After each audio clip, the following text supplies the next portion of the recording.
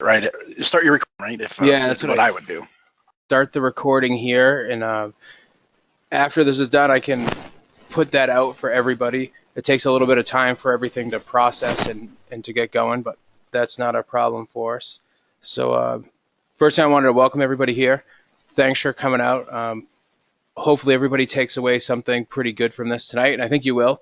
It's not going to be too in-depth on the data side, but I think it's going to help you a lot in how to download your data, get the files open, and kind of get things categorized.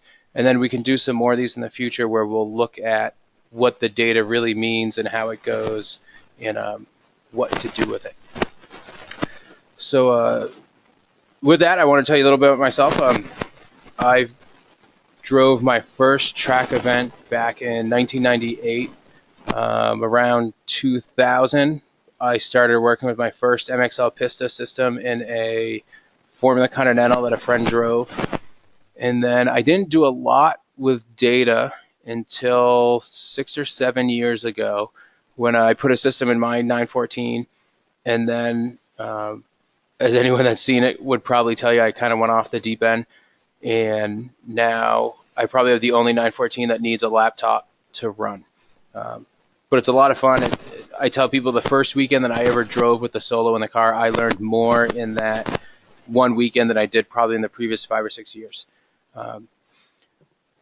So to get things going tonight a little bit here, one of the things I want to tell you about is I'm having Roger Cadell from AiM who's on this, and he's going to help answer some of your calls or your questions in the chat area if it makes sense, or we can get into them deeper this session or another one. But Roger's coming out to New Hampshire March 24th and 25th to do a data class. We're going to do an intro class and an advanced class. And with that is if you've never done one of his classes or you haven't seen any of the webinars that he's put together, it's a great way to start learning the data system. And it's not necessarily AiM specific, though that's the software we use, but he gives you a lot of insight in how to look at the data. And you'll hear him use a lot of the terms that kind of the rest of us as data dealers and data people use. So it's a great session. It's a great way to come out and learn something. The price is just enough to kind of cover the room and lunch. So it's a really good way for people to kind of get a jump start on things. If you're not in the Northeast and it doesn't make sense, these are some of the confirmed sessions that Roger has set up this year so far. You can see he's got some down with Peter Krause at VIR. He's got a boat racing seminar that would probably be pretty interesting. Some of them are really sort of kart focused, but the systems are a little bit different because they're using Micron 5s usually, but the data and the analysis part is really the same, and getting around the software is the same exact software, which is one of the neat things about AiM is that no matter what system somebody has, how you get to the data may be different, but the data and being able to compare it is the same for everybody. And then this will be in the recording too, so you don't have to go crazy trying to write it down. I just put together a couple good resource spots for people to take a look. And the first one, that YouTube link, is actually the AiM YouTube page, which I never remember that URL. What I do is I just type in AiM Sports YouTube, and then the link pops up in Google, and I click it, and then there's about 80 videos or a little bit over 80 videos that Roger's put together, and they cover all sorts of things from I've downloaded my data, what do I do, to a GPS lap insert, to how to set up your Smarty Cam, how to configure things on your dash. So just a really great resource when you're not sure what to do. And it's a resource I use all the time, that when somebody has a problem, rather than try to type out a 10-page email to tell them what to do, is I reference to that and I give them the link. So then you can look at it and you have someone showing you how to do it. And that's sort of what we'll be doing some of these in these webinars, is teaching people how to do those things as well. The next one there you see, AutoWare, is a gentleman named John Block who puts together, I think they're 5 or 6 week, a basic series of webinars and an advanced series. They're about $180 each one. They are worth every penny plus a lot more. John is a lifelong race engineer. He put a car on the pole at Indy. He's worked through NASCAR, done a lot of circle track, done a lot of road racing. And not only does he teach you how to do things in the software, but he gives you an insight into how to think like an engineer. So it's a really good opportunity to learn the data and a different way to look at those things instead of just hearing them or seeing it a little bit, but you get that interaction. The next one, trailbreak.net, is obviously my site where I've put up a lot of articles and references and those sort of things. And then the other one that you guys all know is Rennlist. The data forum there is probably the best one that I've seen around and is a really good way to learn things. And then what we're going to do here is we're going to hop out, and as we go through this stuff, this is all exactly kind of how my computer's laid out, the stuff I look at and how I look at it. So the first thing I wanted to do with everybody was to show you how to download from an MXL Pista, an Evo 4, a Solo, any of the older kind of what we call legacy systems. And when we do that, we use Race Studio 2. And one of the things I always do when I try to help people, or if I'm doing it remotely, is I tell them I always think of Race Studio 2 as either the world logo or the square. So when we're downloading and configuring, we use the square. When we're analyzing, we use the world. So now if we go into Race Studio 2, and I did the basic part. What you guys can't see is I just used the USB cable. I plugged the Solo into my laptop, and then we go into download data. And when we go to download the data, we have a series of all the information that's in the system. And what's pretty neat about the Solos is they have a lot of memory, so they can hold a lot of sessions. One person had figured out that they could do an entire DE season of 12 or 14 events, so 25 days, and fit all the data on their Solo and never have to delete it, which is a pretty neat thing to be able to do, because sometimes you lose your computer, you have a problem, and you're able to get that data back. Or as I show you, sometimes you'll want to re-download your data in a different way. So the first thing when we get into the data window, and we're going to do this again in Race Studio 3 for the new loggers as well, but you get to choose your data folder. And when you go into this area, and let me kind of highlight here, is where we get to do that, is I tell people this area that AiM picks, and it's in the AiM Sports folder, Race Studio 2 data. Let AiM handle the database functions for you, because we'll see in a little bit that it has a terrific search feature. So you can search by driver, you can search by track, session, all these things. And if you let it do its work, it will do that for you. And it's far better than you trying to make folders or to figure out a different scheme to do that. So I think it really pays to let AiM put it where it wants, unless, if you're a real IT person and you have a different hard drive or something that you use. Or the other option that's becoming more and more popular is to put it in a Dropbox drive, because then you can have it show up on different computers. My only warning on that is, as you do it, if you build enough data, it becomes really big, and you're forced into subscribing to bigger and bigger amounts of Dropbox space. But it's another good way that it gives you some redundancy in your data, because I always tell people, treat your data as a form of intellectual property, because you create all this data, you create your fastest laps, you have this great recording of what you did. But if you don't save that, when you lose it, you've lost all this knowledge and all this reference material that you'll never be able to go back to. So you get to choose your folder. The next spot in it is the file name structure. In Race Studio 2, when I download, I don't usually change this because I like the scheme that it uses. And what it does is it puts the driver, which you'll enter when you download data, the vehicle, and then the day, the month, and the year of the file. And I find that works pretty well with me. The only other item that I ever add in there would be the track, because then if we're going to if we're going to look for a data file to email someone, or we want to do something else with it at some point, it's nice to be able to have that info in there. So you can come in here and you can add the items as you want. If you wanted to add, say, the hour to it, you can add that item. So it gives you that information. I find normally the day and the month and the year is enough. And with a driver in a vehicle, you can figure out what the event was, or you can get that information. But it's a good way to build a file name that makes something. Because if it was just a number, the database will handle it for you, but you'd never be able to figure it out. So that's a good spot there to go with.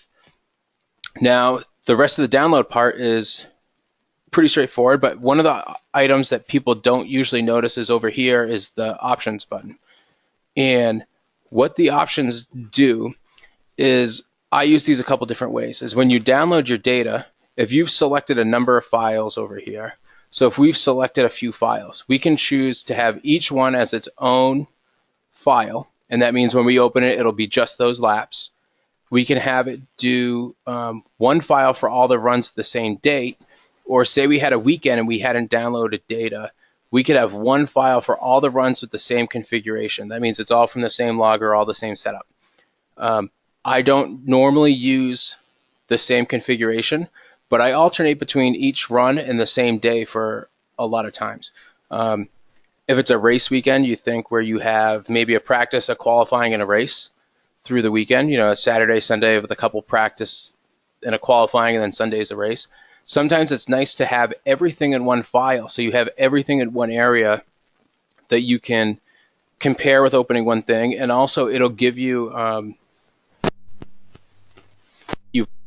in those sessions, and it'll give you all the lap metrics. So if you had how much time you put on the motor, how much time you're in gears, some of the more advanced functions you can do in the software through math channels, it gives you a chance that you can have them all in one instead of having to add up a whole bunch of different sessions. So it just makes some of your work easier. So depending on what I'm doing, sometimes I'll download a file twice because I'll do each session individually so I can analyze as we're going along, and then at the end of the weekend, I'll download everything as one big file so I can put together how many hours we put on the car, how many miles we ran. If we're worried about lifing apart, I can see how much time was on it, all those sorts of things. So I use that. I vary between these two. Rarely do I use everything in one run. The next spot that we look at is if you want to hide runs after you download them. I don't usually do that because it won't automatically select those runs, but you can hide them so it stays on the logger, but you don't see them when you look at it. And that's a nice feature when you get in and maybe you have two drivers in a car. You can hide some of the things you've downloaded so you don't get confused. The rest of the download part here is pretty straightforward. We can clear all the memory, and that would take everything that's in the logger. It takes all these files that we see here, and it'll delete them. We can download the selected run. So here we can select how many files we want. We can select individually, or we can select all. And then when we do that, we can choose to download a file and delete just that one, or we can leave it. Many times I don't use that because I find if you want to download them as a group later on, like I was talking about, you can do that if you leave them on the device. Or sometimes what will happen is if I'm working someone on a weekend, they might have their laptop, so I download it, and then later on they'll want to download it as well. So I don't usually clear the items so that we can have it. And especially now with the majority of cars and like anyone that has a Solo or even a Solo DL with hooked up to a CAN connection, it has plenty of memory that you're not going to run out in the course of a 2 or 3 day event. So it's a kind of good fail-safe to leave the items on there. The next one is to download the selected runs or to cancel. So if we just want to do an example here to download a sum, we can deselect them all, we can pick one, and we can say download the selected run and delete it, which is, like I said, the way I wouldn't usually do it. The next part that comes up, and this is where I was talking about the database function, is the software, and AiM attaches a number of attributes to every file that we download. And it's very important that you put these in correctly, or at least pick what subset of them that you're going to use and always put it in correctly. So as you go in, obviously we want to include the track right. And when we get to put all these track names in, we get the chance to make sure that later on when we're going back to say it's Watkins Glen, we can go in and and make sure that we pull up all our Watkins Glen data and have those things to compare to. So instead of having to scroll through a bunch of lists, we can go through and just pick Watkins Glen. And what's a little bit different here is if we say we went to a new track, and I have a pretty big list of tracks in here, but we went somewhere that we didn't have a track name, we can select add and modify, and then this is where it gets us. And the little trick here that gets people is say we want to add in Sears Point. So we can type in Sears Point, and a lot of people will say okay. The trick to this window that gets me sometimes still is you have to say add value to database, and then it will add it in, and then now when you say okay, it gives you the option to choose that file. This one's Watkins Glen, so we'll make sure we have it right. The next one is the vehicle. This one, if you only really download your data, it's not nearly as important. Where I end up with data from all different cars, and sometimes I want to be able to compare a cup car to another cup car, or if I have two cars that I think have pretty similar potential and I maybe want to look at it, I can look at it that way. Where you only have one car and maybe it's just your car and or friends and everybody runs a spec Miata, well then it's not as important because you're not going to have that stuff. But put in a title for the car that's something that you're going to remember that makes some sense to you, or if your car is a name. I drive a yellow 914 with a blue wheel, so we refer to it as Chiquita, so that's what we usually put in when it's my car, instead of 914-6 and whatever details. The driver, the same deal, is put in the name of the driver. If it's just you, put your name in. If it's a friend, put their name in, because then as you go to compare data, you can look at it. Or if you have a pro drive your car, make sure you put their name in. So when you want to go back, you're not trying to figure out, hey, I had Andy Lally drive my car. Where's that data? This way, when we go through the database functions, you can pull up and go, hey, I know Andy drove my car, and you can pull his name up, and then it's right there. Championship is one that I personally don't use as much, but it's another great opportunity that you can go through, and you can put in the race series. You can put in, if it's if you're maybe a club racer and you do a lot of club racing, or if you do a lot of DE, it gives you a chance that you can put in what those events were. So like, hey, why were those times off? Oh, I was at a DE, I probably got held up. Or, oh, it was at a race, or it was just a test day. So it helps with all those things. The last one that I use all the time is the test type. And I think this becomes very important, because where I use this is I always put in what the session is. So on a typical race weekend for us, we'll have one or two unofficial practices, or the test sessions, and then we'll have one or two official practices, and the rules change for us a little bit in between there, qualifying in the race. So I always make sure that I go through this list and I select the right items, so that I can look at it and go, oh, this is a test session. Maybe we had something that wasn't in the official configuration, like maybe we tried a tire pressure that was below what we were supposed to start with, or maybe we had a non-official part on the car. For us, we're limited on what sensors we can put on a lot of times, so sometimes I'll have extra sensors on there, so I know kind of what data to look at. And then you can look at it, and if you want to look and go, hey, what was my best qualifying in a session, you can pull those out. And the same thing for a race or whatever. So I think this is one of the most important windows that doesn't get used enough by a lot of people. The last one is the comments, and you can use this for all different sorts of things.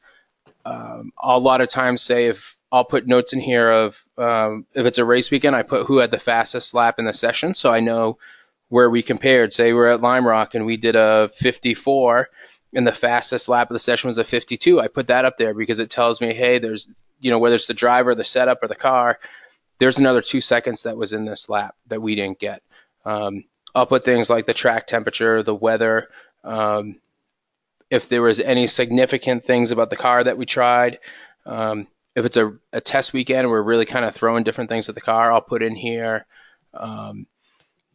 some of the setup things, put a whole bunch of rear rebound in the car, put 10 clicks of rear rebound, or, tried these starting pressures, or if we're examining something really specific, I'll put the notes in towards that so that we can work through those items. But again, this becomes how you want to use it. And then to finish our download for the data, we can say save, and then it gives us an opportunity that we say if we don't want to clear it, we want to clear it. So this one we can say clear, because this is actually the loaner unit that I had sent out, or I send out all the time that people try out. And then it brings us back to the configuration window. So if we wanted to download a different file, we can't do that anymore because there's, we cleared the memory on it. So that's a spot where you have to be a little bit careful with it, because you make that mistake and you clear it. Now all that data is gone. So if we had wanted to go back and get other information, we'd be stuck and it's gone. So kind of a important item to look at there. So this is the basics of how you would download if you have an MXL Pista, an Evo 4, a Solo DL, or any of the older, if you had a Micron 3 Gold in a car. I don't think anyone here probably has that, but any of those older, what we call legacy systems, that's where you would look for it. The next one I want to look at is, I got to unplug here. We're going to open up Race Studio 3, which is what we use to download for all the new systems. And I'm just getting us plugged in here. And this is actually the dash out of my car. So when you open up Race Studio 3, what you'll see is all the configurations that you have for the different cars. And to start our, I see we had a question here. So when you download the data and you choose to clear it, it clears everything that was on the logger, no matter if you had one file selected to download or 10 of them. So that's why I tell people I don't normally use that until the event is over and you have everything. And a lot of the times the way I use it, I actually, as sort of my prep for the next event coming up, is at the beginning of the weekend, I will then clear the logger of all the old data, because I figure if there's 2 weeks or a month in between, that gives me a chance, if I didn't download something, I can go back and look to it. But to answer your question, Francois, when you choose to clear the memory, it clears everything in there, not just the file that you had. So a good point, something to be careful with when you go to do that.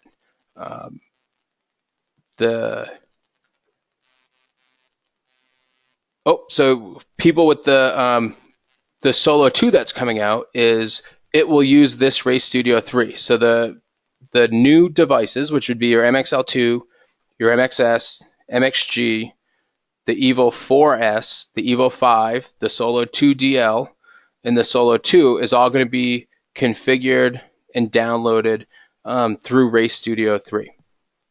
And when we went into that option screen, we can do that now.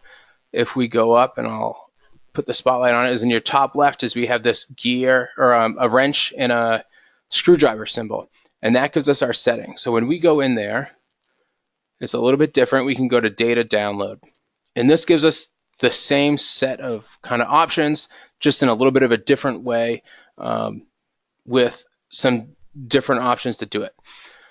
So very similar to before, is we have the opportunity, we can change what folder it puts it into.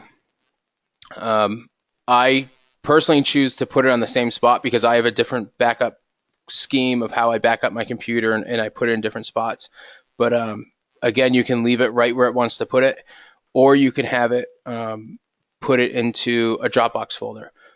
A key difference with Race Studio 3 is that it creates subfolders inside all of the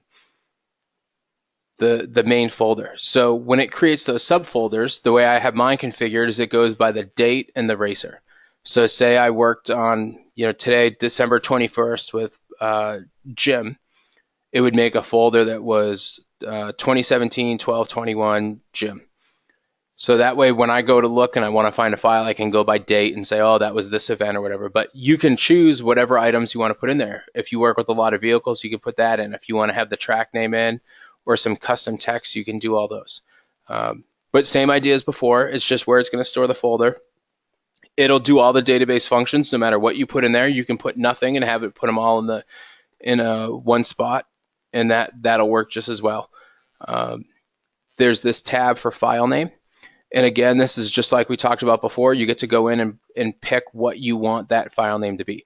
Me personally, I have the date, the driver, which they call racer, and the track. But you can put the vehicle, the championship, the venue type, the logger ID if that was something that was important to you. I don't think it's important to most people, but those are all things that you can put in. So this is just like we talked about before. It's just going to be where it puts it and how it names it. No importance to the normal user, only if you want to have some ease when you go to email a file or do something like that if you have to grab it. Going back up to the tabs up here where we have the download data, download movies. The other ones, the download movies is one that right now we don't really look at. I leave it set as the same as the downloaded data, because eventually when we are using that function, it'll put everything together. And I find that to be the easiest way to look stuff.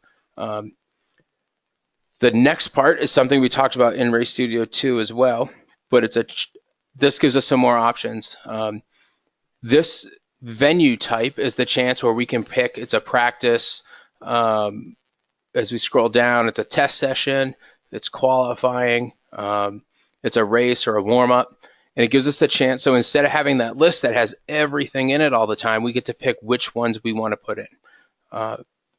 I use this again all the time because to me it's important to be able to look at it and say, is this a test? Is it a practice? Is it a warm-up or qualifying? In the go-kart world, they have different structure to their events. I'm not the most knowledgeable on it, but I know they have a final, a first final. They have heat race, and whether you made, I don't know if they include it here, a lot of times the guys refer to it as a feature, so they have the big feature, the small feature, all those sorts of things. So pick these in a way that you get to, that it'll make sense to you, and that when you go back to your data, you always have that information available. The next tab here that we have, advanced, is one that I don't use very often, and it's geared a little bit more towards super power users. That some people, if they're running simulation software based on their shock position or something like that, they can export files as they import them. So it gives them a chance to export a MATLAB file, Google files. Some guys put stuff into a comma file so they can import it into somewhere. Those are all really advanced functions. The normal user, even me, I don't put anything in here. The only one that I really use in this area is the skip selection of one lap only files. And to me, that's just a time savings. As I go to download things, I don't have to deselect those or work around them. So here I'm just going to say cancel because I didn't want to change anything that I kind of had set up. And then to download your data in Race Studio 3, we kind of have two ways we can get to our logger. We can go and select down at the bottom where it gives us our connected devices, or we can connect up here. My habit is I always use the double arrows because that tells you when something's connected that you can look at. So as we go in, that gives us our connected view. We click on our device, and it gives us all the information from it. So because this is the dash that's actually out of my car, it has all the extra sensors and other things that I have on it that aren't hooked up right now because I just have a base harness with a power going to it, so we don't see it. But live measures is a nice spot. You can look at it and check to see if the things are calibrated right or that they're hooked up and they're working. With the wireless features of this, to me, this becomes really nice because on some cars, if I have 3 temperature sensors on it on a wheel, I can confirm that the one is the inside and the outside, and I can carry my laptop around with me instead of having to, I used to use a 20-foot USB cord. Now I can just do it all off one thing. But when we want to go to download, is we have this download tab up here, and that's where we go to look at the data that's on it. So when we go to download, there's a couple little things that are different in Race Studio 3 that can kind of catch you out a little bit if you're not used to it. one thing that it does is it automatically hides the files that you've already downloaded. So right now we see all these files, but these are all short files. And one of the things you see is where it has the number is the lapse in the session. So these are all kind of the single lapse sessions that they don't really have good data in them, that maybe it was driving in the paddock, or any time that the logger triggered to record something. It might just be a warm-up, depending on how you have your logger. So what we need to do in my case is click the unhide download, and now we can see all of the information that we have in here, and we can see that there's sessions that have more laps in them. So what we get to see here is we have, this one's a 16 lap session with the fastest lap of a 125.831. It gives us the total size here, and you don't see the size of the files in Race Studio 2. A little bit of a warning is you get more sensors and more information in Race Studio 3 devices. The files are much bigger. So this is almost a 17 megabyte file. I get them that are 21. When we do an hour race, sometimes they'll be 22, 23 megs, so it becomes a little bit of a bigger file, but it gives us a lot more information in there as well. So we can look at all those details there as we look at it, and it gives us a good chance to see what's in there before we download the file, so we can make sure it's a real file. When you see these little one-lap sessions, you don't need to download those because there's no real information there. It might have been you driving to the pits or to the paddock area or something like that. Now when we go to download our data, one of the things that's a little bit different is we can click to download one file, and when we do that, we select the file with the checkbox, and we can click download, or just to delete a file. Another option we have when we go to select it, if we wanted to clear all the memory, there's no clear memory in Race Studio 3, but we can click the button and get them all. When we select multiple files, we see this chain link come up now that we don't have in Race Studio 2. The chain link means that it's going to download those files together. So in Race Studio 2, when we downloaded, we always had to go in, and if we wanted to put files together, we had to go into that option, say to put the files together from a day, and then download them. And the next one, if we wanted to download them different, we would have to change that option. So you're kind of going in and out of the option box all the time. Here, when we do it, we can do it just through picking. And say we didn't want to get this one. We share the car with someone. We said, okay, this session I drove. This is my co-driver. This is my next session. You can click it, and the long line in between means it's skipping everything, and the ones that have the chain are the ones that are going to get downloaded together. So it's a really nice way to be able to do those things very quickly and to get just the files that we wanted. And then from here, the download's basically the same. We can click on the download button, and it'll download them all. And it gives us the same option that we can go in. We can put the racer name. We can put in the vehicle, the championship, the race type. We can put in the track, and then we can put in those comments of whatever you would want. You say okay to that, and it'll give you a warning, hey, we already do these. Do you want to overwrite them? Or say we clear this and we'll download just one file that doesn't really have anything. We have the information. We can go in and change the driver name if we want. Here we can say it's me. And then we'll download it. It happened pretty quick, but it gives you a bar across that says it's downloading the items. And then you see that the file goes, and it hides the downloaded files. Or here we had it unselected, but that way you don't get stuck trying to figure out what you downloaded or what you haven't downloaded. It's all there for you, and it's pretty quick. That's the basics of how to download a Race Studio 3. So like I said, if you have an MXL2, an MXS, an MXG, Evo 4S, Evo 5, and then if you end up getting one of the new Solos 2s, whether it's a Solo 2 DL or a Solo 2, and the upcoming MXM, when that's released, those will all be configured and downloaded in Race Studio 3 like this.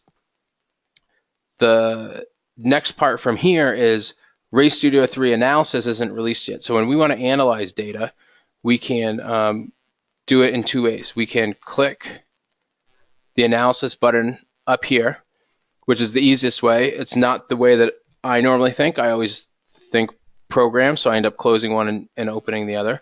But we can do that is when we click analysis, it'll bring us to Ray Studio 2 analysis. This is the point where all that download data we did, or all that download work we did before, really starts to pay off. Because when I talked about putting in the track name, is if we look here, as we have the track and we have all these tracks listed underneath, is it gives us a chance that we can go through and search out those tracks so we can look for a session. The same thing with names and the test type, is we can do the same. The vehicle, that's where it becomes important for me, is if you're tracking cars or you just want to see what different people have or different things you're using, it gives you a chance to put those in. The championship, if that's something you're tracking, and then your notes. You can see a lot of my notes here, as it was sunny, 75 degrees out, sticker tires, just the different things that you might do. And sometimes it has nothing, as maybe it was a session that wasn't important, or for my driving, a lot of times I'll put in minimal notes because I might keep them somewhere else.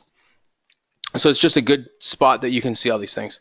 One of the really neat things here is that I use all the time is two of the things is it works a little bit like Excel. Is if we go and we come up and we can't read this field, we can use the separator and open it up. So it'll tell us the number of laps in a session. And this is a good opportunity to look at this one. Is we see it says there's 131 laps. So obviously at Watkins Glen, he didn't drive 131 laps in one session. This is 131 laps that he downloaded together. So it's probably a number of files together. And one of the ways we can see that is we can see that his best lap was his 89th lap, and it says it was done in session 14. So this data file has at least 14 runs in it. So it's a chance that this kind of gives us a general overview of what's in that file. And the thing that I really like with it is any of these title charts, the test name, the test date, the number of laps, we can click those and it'll sort by it. So we can click test date and double click on it, and it'll put from the very first test you have in this system. So mine goes back to 2011, and then it goes chronologically down, or we can double click and have it from the top. So the last one I had was when we raced at Coda. But it's a great way if you just want to look and go, hey, I know we did that a week ago, or I know that was like one of the last events we did. You can look at it really quick right here and not have to scroll through everything and try to find it. The same applies to track name, is you can double click on track and it'll go from, here's something at Willow to Watkins Glen, and you can go all the way through, or you can go the other way and see all the other names that you could have in there. Same with, it becomes less important or less helpful when you do it with, best lap or the run number. Sometimes you might go, hey, what's the fastest lap? You can do it there. You can do it with driver name and get all the different opportunities you have there. Same with test type, vehicle, and this you can scroll across and you have comments. You have the file name, and these items people just don't usually use as much, but if you needed to go find that file, it tells you where it is and it gives you a file name that we put in there. So you can see, this is kind of my naming structure, and it just tells me, hey, this is Bob Stretch and a TA2 Camaro on this date. So I find that helpful, that sometimes you need to get in there and you need to find that. So it's a really good way to look at it. The powerful part of all this that we just discussed and when we talked about setting it up is this box up here that is use selection criteria. This is the spot where you're able to now take all the information that we put in here and we made sure it was right, whether it was the test type or name or track, and then search for just those items. So when we use selection criteria, we can say, hey, what was something like, I just want to pull up data from Belle Isle. So I can say okay to that. And one of the things we notice is When we say okay, it adds more tracks. So that's good. If we look in here, you can see because of a little bit of a glitch is I end up with 4 names for Watkins Glen, 2 for VIR. We say I have Watkins Glen International, Watkins New York, WGI. So if I want to add all of those, I can add all of them, and we see that list gets bigger. When we want to clear that, we go back into the select track, and we can say unlock. And then when you say okay, it clears them all, and we're back to having all the data. But you go, hey, it doesn't go to the bottom. What happened? We see this isn't all my data files, but we have all one driver. And this is a spot that catches people a lot, is we have an item in here selected. We have a driver. So we can say unlock. And then when it goes back, I have enough data files, it takes it a minute to chug and pull everything back up. But now we're back to all of our data files. So when we go in here, we can say, hey, let's look for Belle Isle. And it'll go through and it sorts for us. And now we have, hey, here's our sessions for Belle Isle. And now we have the track we want. This is a good time is when this double click really pays off. We can go, hey, what was our best lap there? We double click, we see the best lap we did at Belle Isle was a 139. And we can do this for all different tracks. Like if we want to pull up, we can unlock it. And let's pull up Watkins Glen. We can pull up a whole bunch of sessions here. We go, this is all the data I have for every car that goes to Watkins Glen. And if we go, hey, what's the best lap time we have? We can look and double click, and we look at it and we go, okay, hey, here's some numbers that probably aren't right? We look at it, there's no such thing as a 7.9 second lap at Watkins Glen. So, geez, that's data that's probably not right. Or sometimes what happens is it's the lap trigger got triggered and it wasn't good, but using these columns, we can look at it and go, hey, it says the best lap was 1, the run with the best lap was number 1, and it says the number of laps. So this is a key spot to look. When we see the number of laps and we see it's a 1 lapper and it's 8 seconds, that's where somebody did a loop or something happened that it triggered the start and the stop really quick. We can go, well, that's not a real data file. There was not 1 lap in that session that went that quick.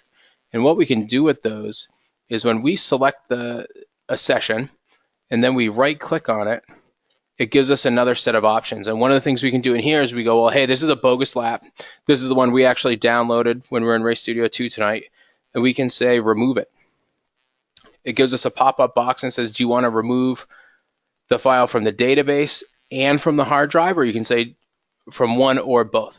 I normalize, if I'm going to take it, I have all my files in here. If I'm going to take a file and delete it, it's something that I'm never going to use and I don't want, so I delete it all the way. So we can say okay, and we'll see it gets rid of it. And the same thing here. We can say, well, this one, it's a 1 lap file of 9 seconds. We go, well, that's not a real file, so we can remove it and take it out. When we get to this one, we have a little bit of a different example here.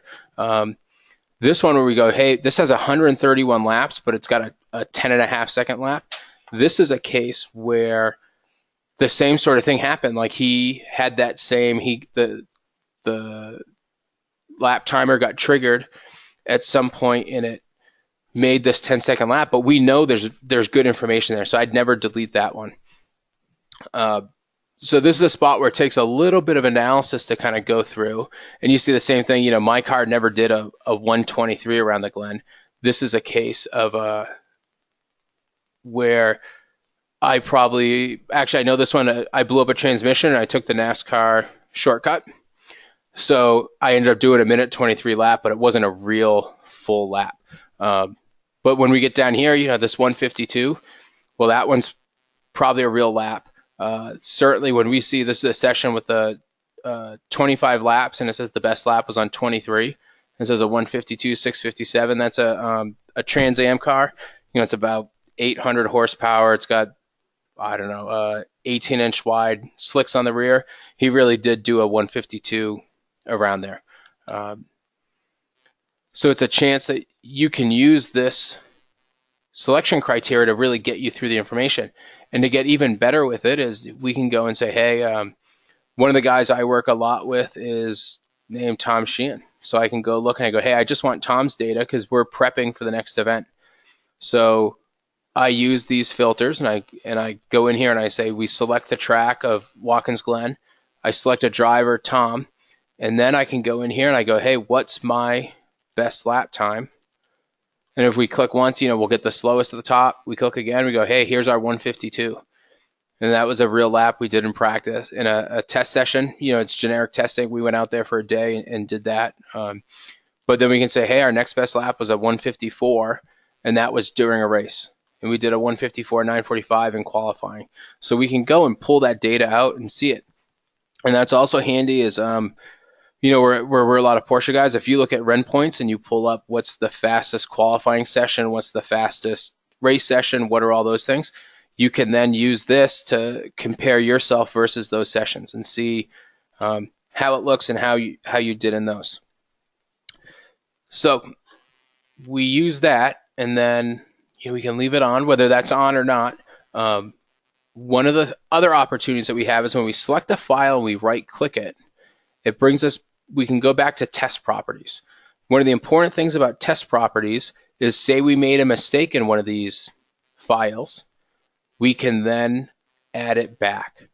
So we have our file name that we could change if we wanted, and then we have the chance we can edit the track name. So say we made a mistake when we downloaded our data and it was really Watkins Glen and we had picked a different name, you can go in here and fix it. Same thing for the vehicle. Like this one, we always call it, the car is the 97 car, so it's the 97. The driver name, it's a spot. I make mistakes all the time because I share my car with someone. So I download my data, I download their data. If I have the wrong name on it, I can go back and change it really quick. The championship, what the session was, whether it was a generic testing, if it was something else, and all that. So we can go back and change it.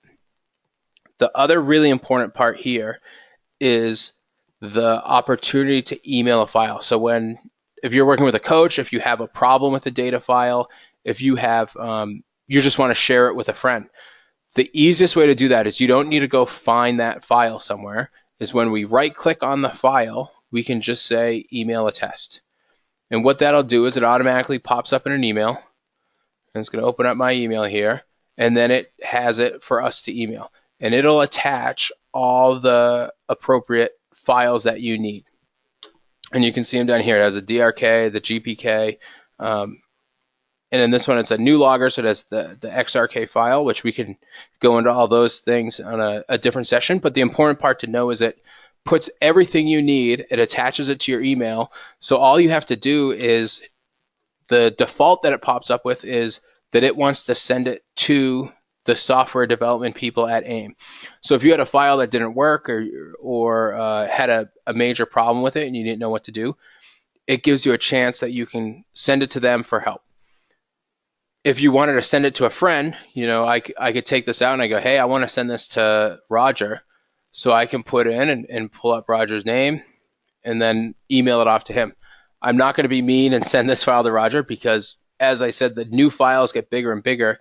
And you see this one's 60 megabytes. It's way too big to email. So it's an easy way to send this information off to someone. So I'm not going to save that. We can hop out of here. We can go back to these data files. So hopefully to this part, this is kind of the real basics of how to look at your data files, how to pull everything up, how to download it, and we get our basic view of it.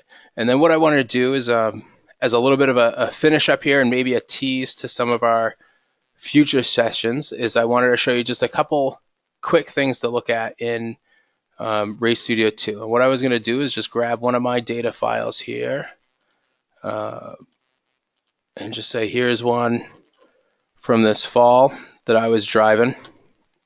And something that has some great information that people usually miss is if we go down here to the Lap Manager tab all the way at the bottom, when we go into this Lap Manager, it's going to show us all the laps that we have. And there's different things we can do within here as we look at them. But it's a nice spot that it gives you which run. And if it has different runs, this is a spot where I downloaded different sessions all together. And it had that chain link as I did it. So you can see I downloaded 4 different sessions that all went together. It gives us our lap times, and again, we can double click this. We can click on it, and it'll sort them by lap time, so we can see our fastest to our slowest lap. We can do it by the run, which puts it in lap order again. A neat little thing here, if you've never looked at it, is it gives you the, switch to this so you can see a little better. It gives you a chance that you can see the percent of your fastest lap. So your fastest lap is the reference, and then your next fastest lap. If we go that way, we can have our reference. My next fastest lap was 101.1% of it, and it goes on, so you can see kind of how you did from there. It'll give you the time from the beginning of the session that it happened, the start time and date, the lap cause, whether it was the first lap, if the car stopped, whether it was a GPS lap time, which is the standard thing you'll see, and this is something we can go into more in another session. But one of the things I wanted to show you in here was this advanced button up here, because this is a spot people don't normally look, and it tells you a couple quick things that are really nice to be able to look at. Is as we go into there, is it has some software information and things that you don't normally use. A quick little thing that sometimes need to look at is it gives you the channel sample by the logger. So on my car, I have 69 channels of data that it's pulling in all the time. I have one math channel that's in here right now. It gives you the number of runs in the test, and then it gives you the total number of laps, the test length. This is one where people will look at it and go, geez, well, how far did I drive that session? Well, it gives it to you in feet, but you can look at this one and say, I drove 332,980 feet. So if you wanted to get a really good average of what it was, you could take that number and divide it by the 42, and it'll give you a pretty good number. One of the nice things that AiM does for us is as we get further down, it gives us a computed track length. So it gives it to us in feet again, so we have to do a little bit of conversion. But we can go in and go, hey, this track at New Hampshire Motor Speedway is 8,042 feet, according to this. And it'll vary a little bit. It's not a perfect number, but it's a nice way to get a quick review of it and say, hey, how long is this track? I use this number all the time when I look at fuel mileage. I go, hey, how many miles? I can look and go, hey, the track is this long. We burnt this much fuel. It's a quick and easy way to figure things out. Sorry about that. So it's just some extra information that's in here that we can look at that we'll use in different times. The next item I wanted to point out to you really quick is if we have a GPS problem with our file, one of the things we can do is use this GPS lap insert. I'm not going to go into all the details of how it works. There's a great video on the YouTube site that Roger put together. I refer people to that all the time, but it's one that when we look at it is, say we had a file that we went to the track, we didn't have the GPS location in, so we didn't get any times, we didn't get any information of predicted times, of lap times, anything like that. Well, we can repair it because the dash records all that information, but we're not, it doesn't know where to put start finish. So one of the nice things we can do is a super quick review is we can go in and fix that. So we can say use a track from our database, and we can go, hey, here we go, it's New Hampshire Motor Speedway, and then we can go through and fix that information. If you were on the forum, you probably saw there was someone in the data forum that had some trouble with a file that they weren't getting it to work right. Well, this here was the solution and how to do it. It's a great way to get some of that information in and to repair a file or to get lap times in a spot that you weren't able to before. The next part, and I'm going to keep this to like 5 or 10 minutes, so it's going to be a very quick overview of things, but I think it'll help you in the next part of your analysis, because hopefully by now you know how to download your data, you know how to kind of sort through it, how to pull up the file you want. And what I want to give you is a quick way to say, okay, how do I look at my data? What do I do? So I'm going to close this quick, and we're going to open up the file again. And when we open it, we go, hey, we got a screen and we got some data. And I think for a lot of people, this is the point where all of a sudden you don't really know what to do anymore.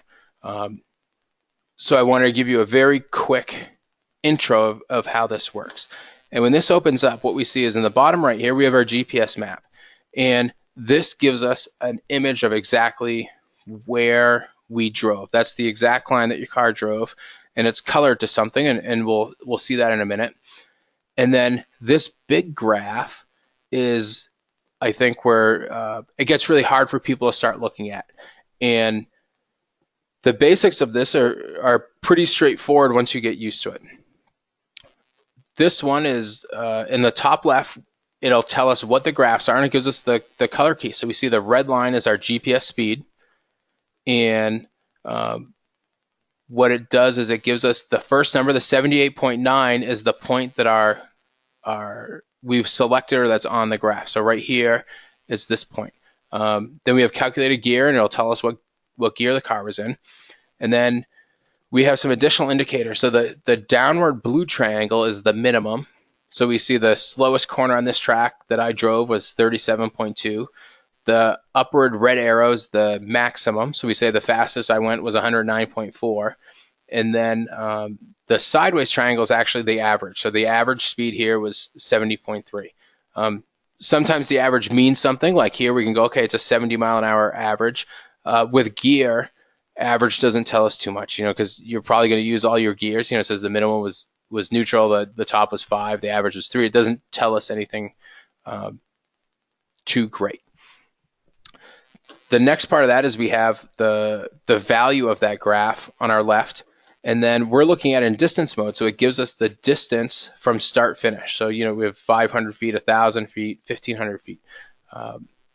When we get into our data, we can click and we say, if I click kind of where the maximum is, and you can see that right here, is we look and go, hey, the first turn, that's just a little bit shy of 500 feet. And if we want to see that exact distance, up in the top right, it'll tell us. It says distance 487.6.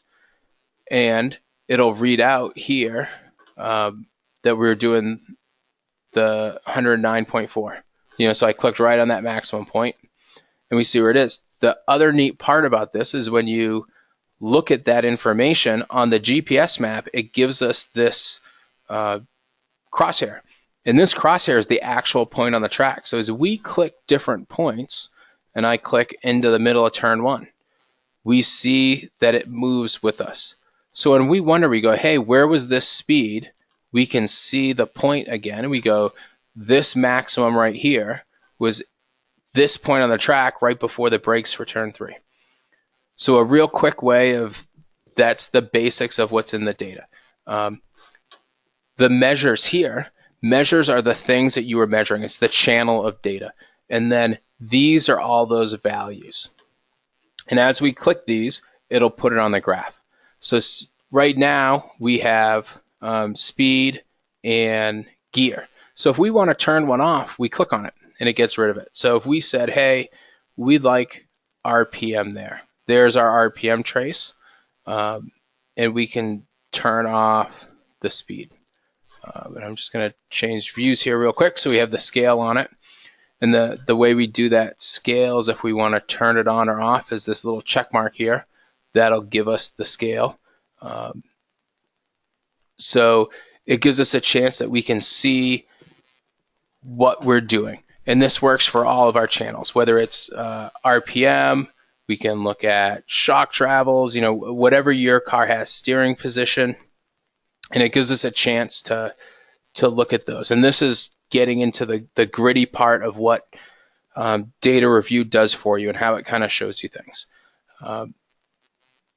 So this is where you're going to spend all your time as you really dig into data and you do everything. All the rest of the work that I showed you, the downloading data, the categorizing it, the sorting it with the database options, gets you to this point so that when you're here, you can now find the file you want, you can jump into it.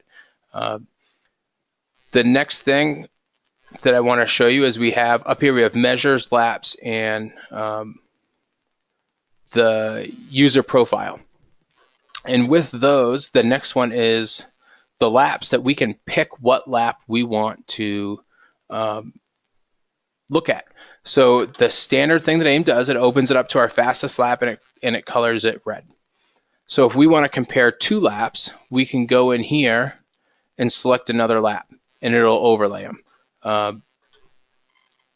This happens a lot of times. As we see, there's two lines here, but they're very close because the lap times are close, and they're the same color, so it's next to impossible to change it. So when we go back to measures, we can select the color that we want to make that line. So we can turn it to, we can click on the color for it, and we can say the next one should be red. And now we can look at our two lines and we see those values.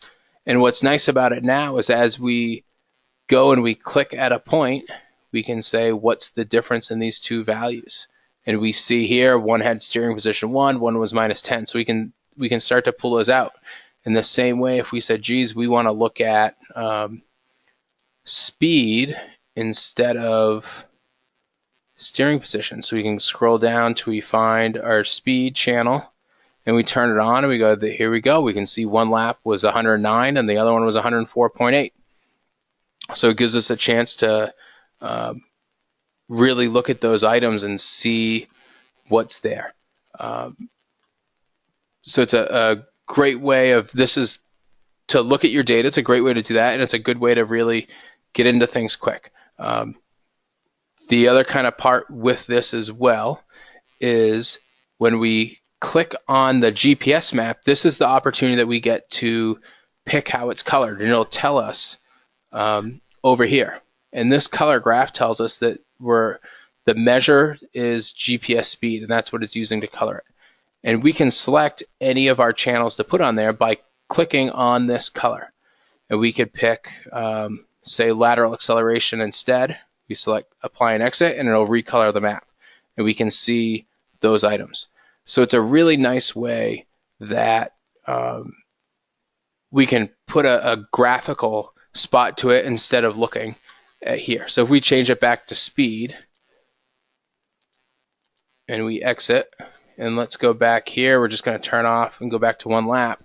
These two graphs, this graph and this map is showing us the same exact information, just in two different ways. So we can see the darkest red when we look here, because we see the darkest red is the fastest, is our fastest point. We can see these little bits of red and orange are the next kind of fastest points on the track. And then the slowest are the blues. So we can see, hey, here's a little slower. This is really slow. Kind of in the middle color is slower, but not the slowest, and then another slow spot. So depending on how data makes sense to you, and depending how you work with the data, it's two different ways to see the same thing, but one will click with you a little bit more and one will help you out. The last really helpful thing, and I'm going to do a whole webinar just on this, but I want to introduce it to you as an idea and as a thought, and it's usually kind of a wow moment for people, is the last button up here is user profiles. User profiles, I think, are one of the most powerful sort of setups in the software. Is when we go in here and we make a graph and we say, geez, we like to look at, say, speed. I'm going to put RPM on here quick.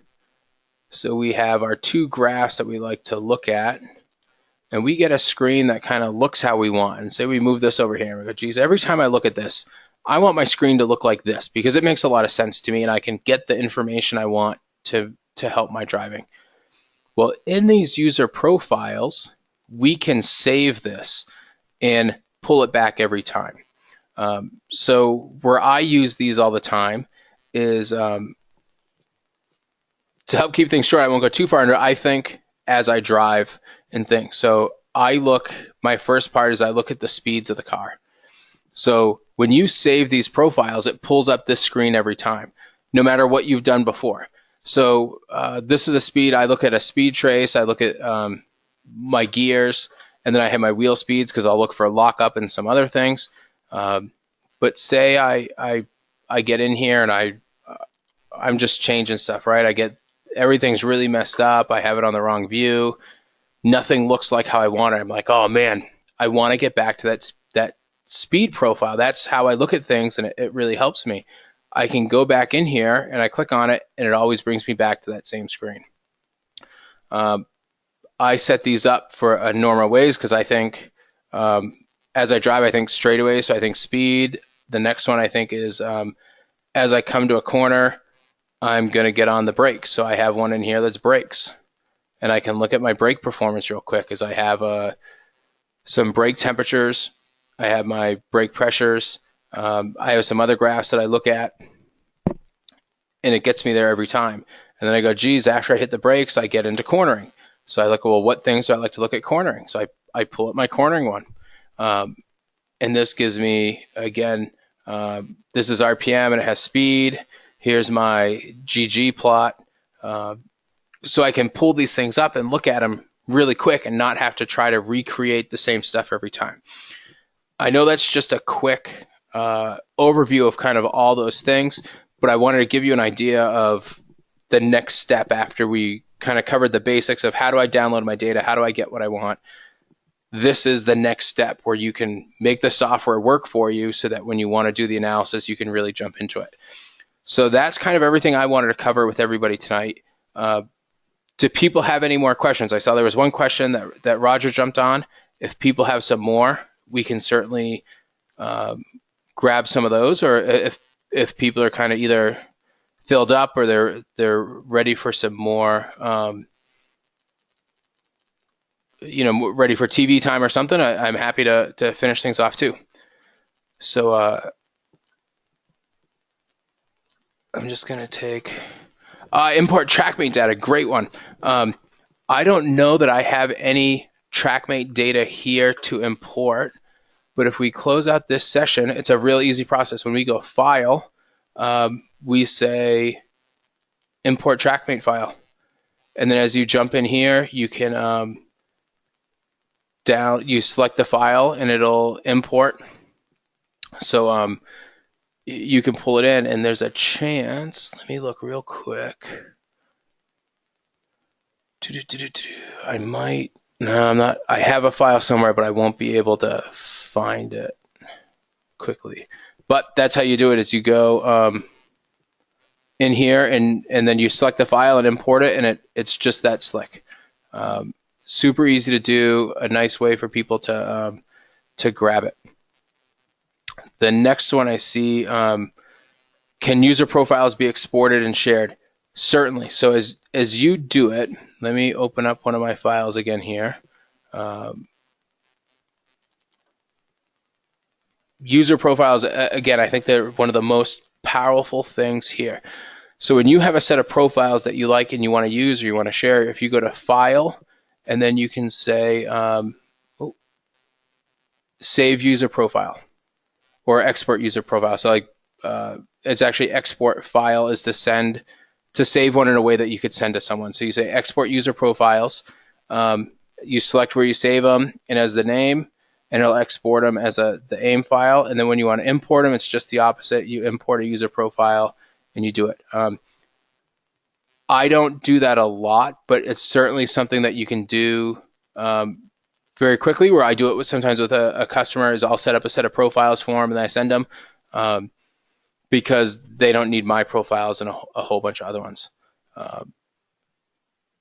So it's really a powerful thing, and you can do the same thing with math channels, and we'll get into another one. Reading the next question. So I think that SmartyCam, the file question with that one is a great question, but I think it's a good one that we can follow up on another time. I think it's a little bit off of what we have here, but we'll definitely get you an answer, John, as I'm going to copy that quick. Well, let me copy it. Well, I don't know if I can copy it, but John, shoot me an email, and whether it's Roger or one of the other guys at AiM, we'll work on getting you a good answer for that. So the other question I'd seen that popped up in here real quick that we'll hit just for a minute here is when we see all these channels, and I'm kind of the extreme case, is I have all these channels in here, I got math channels and all kinds of stuff in here, is we don't always use those, and a lot of times I use a few.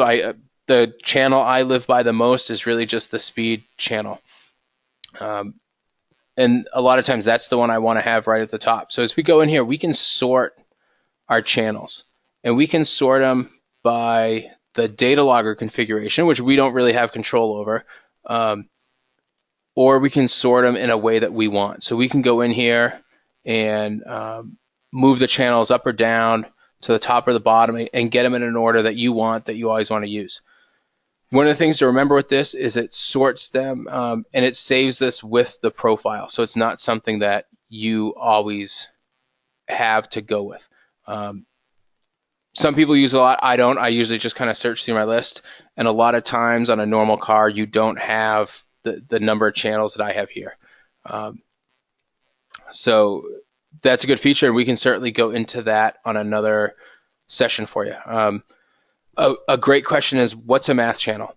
A math channel is a way to combine two, even one or two or more channels that we have recorded and do some sort of math function with them. So it's this button here, and I'll just give you an example of one of them really quick. Is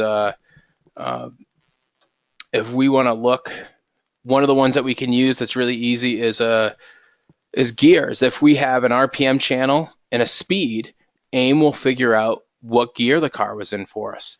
A super powerful thing, because now most of the newer cars, or even an older car, if you have a dash in it with an RPM hookup, you have a GPS speed, the dash can calculate what gear you're in. So there's as a super quick overview of this, there's a formula that the software used to figure it out, that we put the channels in, and it'll calculate those things for us. So it's sort of like a formula in Excel that gives us a chance to take some data that we know and manipulate it some way to get something else. And they can go from something like the AiM gear that comes with the software that's very simple, something like a braking G. You can flip your longitudinal acceleration over and make it look like a brake pressure profile, all the way to something for shock velocities, for if you look at something like chassis pitch, and you can get into some pretty complex stuff, with arc tangents, ride height changes, all those things to do. Is one of the ones that we use a lot. That was a great suggestion by Peter here. Is we look at combined G, or we look at G-sum, something that you hear people talk about all the time that we use. We'll go into it in another session, but you can see, I think a lot of people have heard of it, is it's the square root of the lateral acceleration squared and the longitudinal acceleration squared. Something real easy, we can put it in to any data file that comes from an AiM logger, because we have GPS systems in all of them, or we have the accelerometers, and it can give us a way to look at the performance of the driver in the car. So not to jump really deep in math channels, but it gives you a little bit of a view of them. So hopefully, I think we kind of hit the couple questions we had. I hope I kind of got everybody's an idea of what we're doing here. So I'm going to make this recording into a video so I can send it out to everybody, so you can go back and look at it if you ever wanted to, and we can share it with the folks that didn't make it tonight. And I'll email it out to you, and then I'm going to figure out some dates and things, and we'll do some more of these so that we can get into these other ideas of how to set up the measures graph, how to look at the GPS information. We'll do one of how to do some math channels and get into that, and all those different things that really help us figure out the data. So if you have any topics that this piqued your interest, or you have more questions, please feel free to email me to give me some more feedback of what you want, and I'll certainly answer your questions. We'll put it in to some of the other ones of all the suggestions you have. So thanks again, everybody, for spending some time with me tonight. I hope you got something out of it. I hope it was really good for you. Again, we have the the webinars that I showed before, you can email me or Roger and we'll get you that information. So hopefully we just get some more materials out there so you can use your systems and really get into it. Other than that, I hope you guys all have a great night, have a great set of happy holidays here, and I'll be talking to you. Thanks.